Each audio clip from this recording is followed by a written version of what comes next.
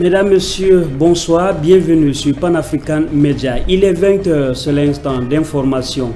À la une de l'actualité de ce lundi, élection présidentielle sénégalaise 2024, pas de Ousmane Sonko, pas de Karim Wade. Le Conseil constitutionnel vient de publier la liste des candidats qui vont compétir à cette course présidentielle du 25 février 2024. Une liste qui fait donc la radication totale de Ousmane Sonko et Karim Wade, le fils de l'ex-président sénégalais.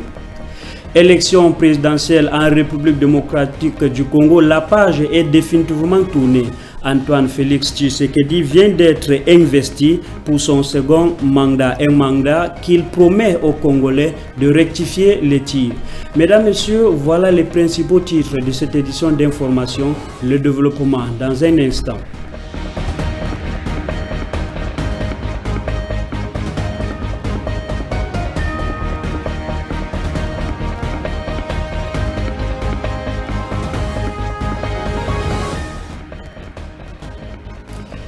Mesdames, Messieurs, une fois de plus, bonsoir. Vous faites bien de suivre la télévision panafricaine, Pan-African Media.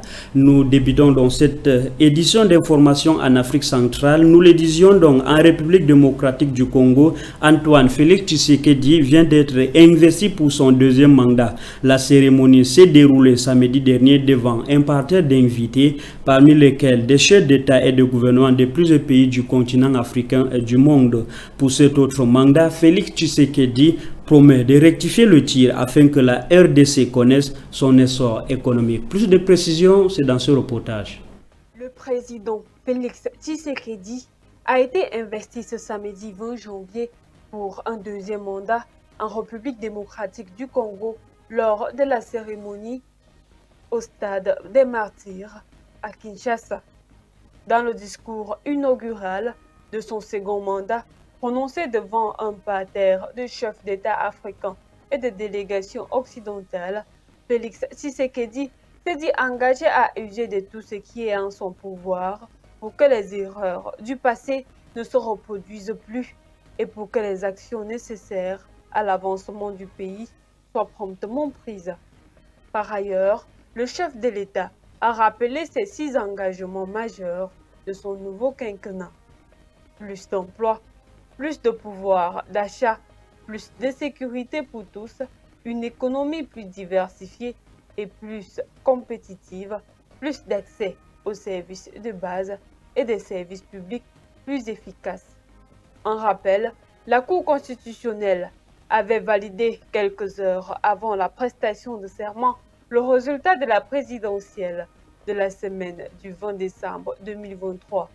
Un scrutin largement remporté par le chef de l'État sortant avec 73,34% des suffrages exprimés, mais qualifié de simulacre par l'opposition.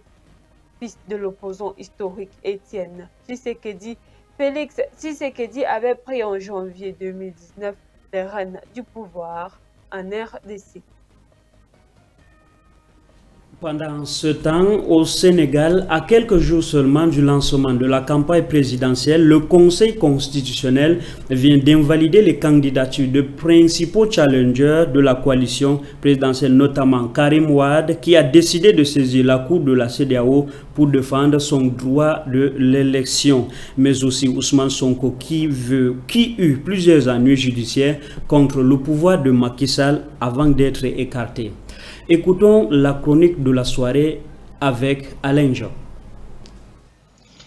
Même si les partisans du conseil du maire de Ziguinchor, incarcérés depuis le second semestre 2023, ont exprimé leur indignation à l'égard de la décision de la Cour constitutionnelle, le rejet de la candidature d'Ousmane Sonko n'est pas une véritable surprise. Celui qui était considéré comme favori de ces présidentielles n'a eu de cesse d'être harcelé par la justice de son pays, le pouvoir de Macky Sall ne ratant aucune occasion à l'attraire devant les juges. Il est désormais acté que Ousmane Sonko ne sera pas élu président du Sénégal en 2024. La surprise est venue plutôt du côté du fils d'ancien président Abdoulaye Wade. En effet, la candidature de Karim Wade est rejetée cette fois-ci en raison de sa double nationalité.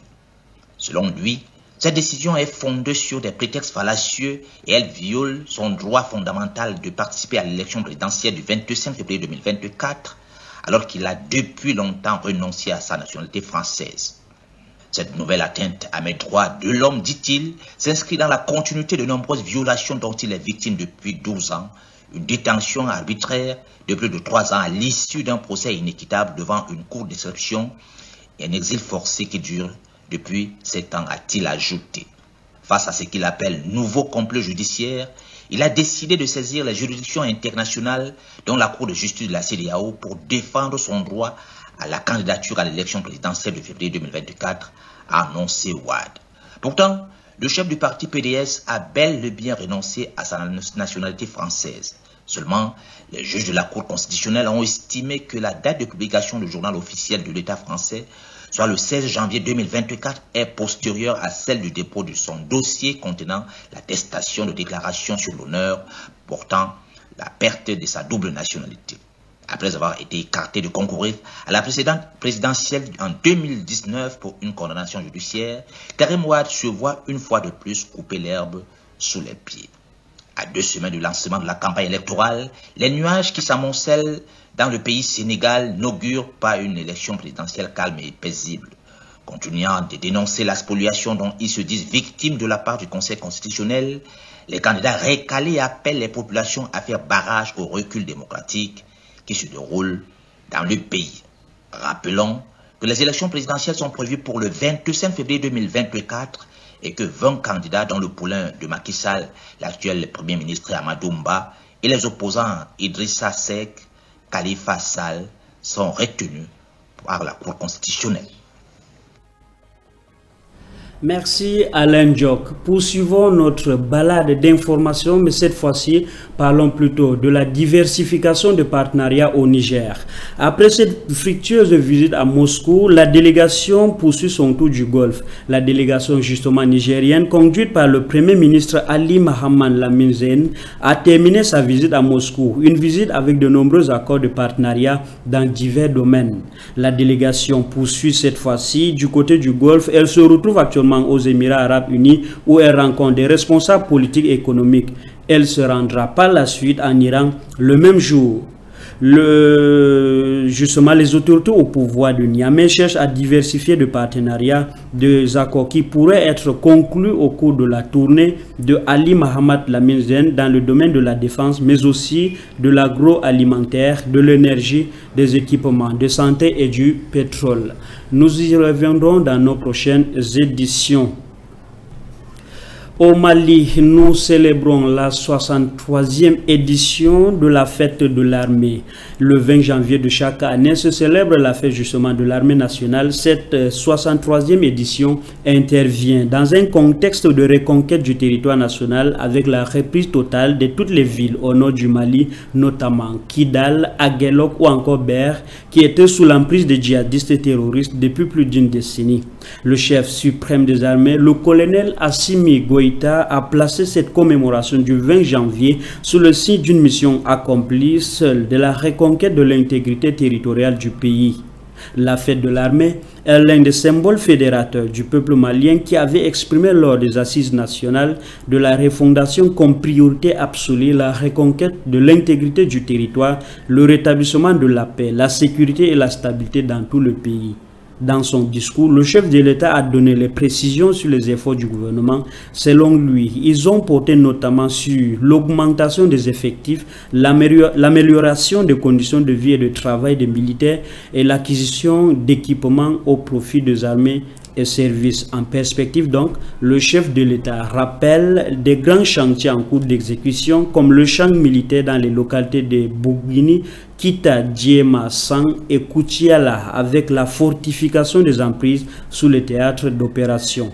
L'armée malienne a été créée le 20 janvier 1960 par le père de l'indépendance du Mali, président Modibo Keïta, dans l'optique de ne plus confier la sécurité et la défense du pays à une puissance tierce. La suite du journal, nous restons au Mali et cette fois-ci parlons de lutte contre le terrorisme. Défense du territoire, l'un des plus grands dirigeants de Daesh dans la région, neutralisé par les forces armées maliennes au cours d'une opération aéroportée. Cette nouvelle a été accueillie avec soulagement et fierté par la population malienne qui lutte depuis des années contre la menace terroriste. Plus de précisions, c'est dans ce reportage. C'est un ouf de soulagement des peuples maliens dans son ensemble et ceux de cette région en particulier. Abdelwahab Oulkougui était l'un des cerveaux les plus recherchés dans cette région. Dans cette opération, il a été abattu avec ses 2 lieutenants. 2 pick-up et 13 motos camouflées ont été détruites. Inaraban est reconnu comme l'un des bastions principaux de Daesh au Sahel, servant de base pour planifier et exécuter les opérations meurtrières dans cette région. La neutralisation d'Abdelwahab Oulkougui ainsi que les 13 autres terroristes lors de cette opération représente un coup dur pour Daesh et marque un tournant majeur dans cette lutte antiterroriste au Sahel. L'opération menée par les Pharma a également abouti à l'arrestation du frère du terroriste abattu. Cette double réussite démontre non seulement la force et la détermination des forces armées maliennes, ainsi que leur capacité à coordonner efficacement leurs activités sur le terrain. Outre ces résultats remarquables sur le plan humain, les actions des Pharma s'est également traduit par la destruction de 5 pick-up fortement armés appartenant aux terroristes, ainsi qu'une vingtaine de motos utilisées pour faciliter leur mouvement. Une victoire de plus, de quoi rendre fiers les Maliens et leurs dirigeants. Pendant des années, le leader du groupe terroriste était inattaquable et introuvable. Avec la détermination des forces armées maliennes et la collaboration des peuples guerriers, les ennemis de la nation doivent se replier pour avoir la sauve. Parlons cette fois-ci d'une autre victoire, mais au-delà, c'est toujours dans le Sahel, comme on le dit souvent, en Afrique de l'Ouest, avec le Burkina Faso. Défense du territoire, les forces combattantes burkinabées enregistrent une autre victoire hier, dimanche 21 janvier 2024. Plusieurs terroristes ont été neutralisés dans la zone de Mbarkoye, dans le cadre de la suite des opérations de défense du territoire. Fabiola Adombe nous en dit plus. Les forces armées du Burkina Faso ont éliminé le 21 janvier plusieurs chefs terroristes aux environs de Makoye. En effet, les radars ont aperçu un pick-up rempli d'armes et de munitions escorté par des motos. À bord, un chef terroriste venait d'entrer en territoire burkinabé et se dirige vers Oueldi, au nord de Makoye. Décidément, il paraît que ses frères avaient demandé le renfort. Mais cette arrivée triomphale et festive ne durera que quelques instants, car lors d'un temps d'arrêt où d'autres assassins à moto ont rejoint la meute et qu'une petite réunion s'est terminée, l'armée du pays a ouvert le feu sur les fils du diable depuis le ciel. Ainsi, un missile va s'abattre sur eux et les réduire en pièces. Le chef, le véhicule et les munitions ont également été consumés par le feu avec quelquefois des détonations. Des rescapés ont voulu se sauver, mais peine perdue. Ils vont tomber progressivement un à un, juste quelques mètres plus loin. Les opérations pour la reconquête totale du territoire se poursuivent au Burkina Faso. Restons au pays des hommes intègres pour parler cette fois-ci de sa coopération d'amitié avec l'Iran qui entre dans un nouvel élan de solidarité. Les deux pays entretiennent des relations diplomatiques certes depuis 1960, seulement au fil du temps, ces relations ont connu une période de stagnation et ces derniers se remettent pour marcher désormais main dans la main. Plus de précisions avec Monique Coin. C'est un nouveau départ pour le pays d'Ibrahim Traoré et d'Ibrahim Raïssi. Après une période de relations inertes jusqu'ici, les deux pays sont en voie de relancer cette dynamique d'amitié. Le nouvel ambassadeur du Burkina Faso en Iran, Mohamadi Kaboré, a présenté les lettres de créance le 21 janvier 2024 aux autorités iraniennes, marquant ainsi un nouveau tournant dans la coopération entre le Burkina Faso et l'Iran. Lors de son audience avec le président iranien Ibrahim Raisi, l'ambassadeur Kaboré a réitéré les condoléances du président burkinabé, le capitaine Ibrahim Traoré, pour les attentes terroristes survenues à Karman le 3 janvier 2024. Il a également sollicité l'accompagnement de l'Iran dans la lutte contre le terrorisme au Burkina Faso.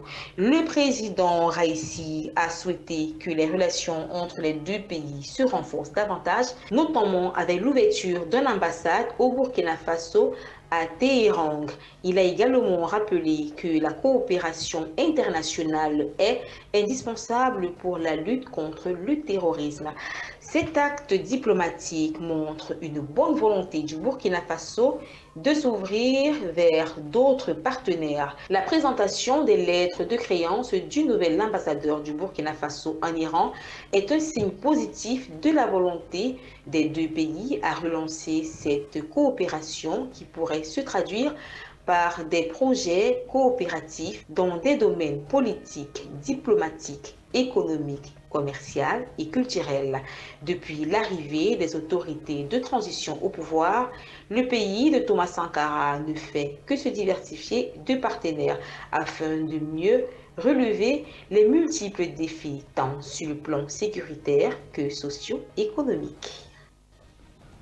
Et puis, dans sa mission du développement durable, le Burkina Faso est sur le point de mettre en place une usine de traitement des résidus miniers après avoir lancé officiellement celle de traitement ou de la transformation de la tomate il y a quelques jours. C'est du moins l'annonce qu'a fait le ministre des Mines du pays. Plus de précisions, c'est dans ce reportage. Bonne nouvelle pour le Burkina Faso. Le pays des hommes intègres va lancer officiellement les activités de Golden Han, usine de traitement des résidus miniers dans la zone industrielle de Kosodo à Ouagadougou. Annonce relayée dans un communiqué du ministère burkinabé des Mines. Ce lancement des activités, qui est programmé pour le 23 janvier 2024, sera sous le haut patronage du président de la transition, le capitaine Ibrahim Traoré. Cette initiative du président de la transition vise à maximiser l'extraction des ressources minières du pays en récupérant des substances précieuses à partir des résidus. Elle permettra également de renforcer la mise en œuvre de la production locale. Notons que cette initiative est née de la saisie de 32 conteneurs de charbon fin en 2018 et les soupçons de dissimulation d'or et d'argent dans ces résidus. Par ailleurs, les dispositions ont été prises afin d'encadrer le traitement des résidus miniers. Ces mesures prises visent également à assurer la production, la transformation et la commercialisation de cette ressource aurifère. Afin d'optimiser les activités de l'usine, les accords ont été signés avec d'autres entreprises, entre autres la société Ezakan. Cette société minière permettra à l'usine de bénéficier de plusieurs centaines de tonnes de charbon fin. À cela s'ajouteront également des résidus provenant des différentes unités minières du pays.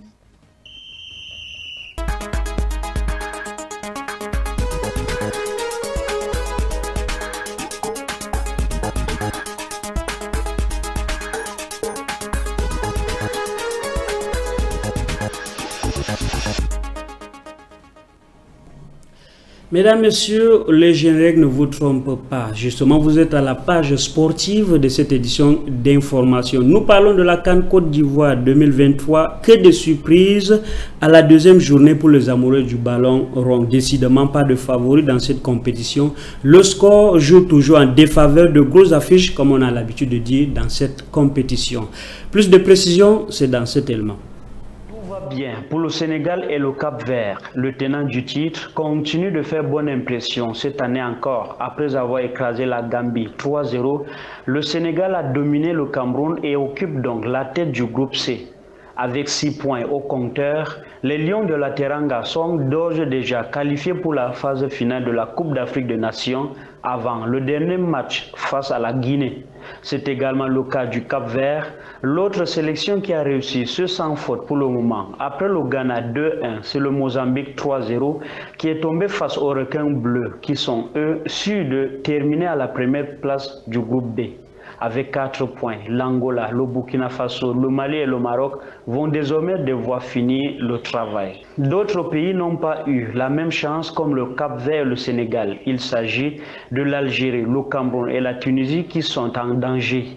Les 3 grosses nations africaines sont sur la sellette avant la 3e et dernière journée de la phase de groupe car leurs quotas de points sont faibles. Mesdames, Messieurs, c'est tout pour cette édition d'information. Pour la suite, nous souhaitons un bon début de semaine à tous et bonne soirée sur les antennes de Pan African Media. Bonsoir.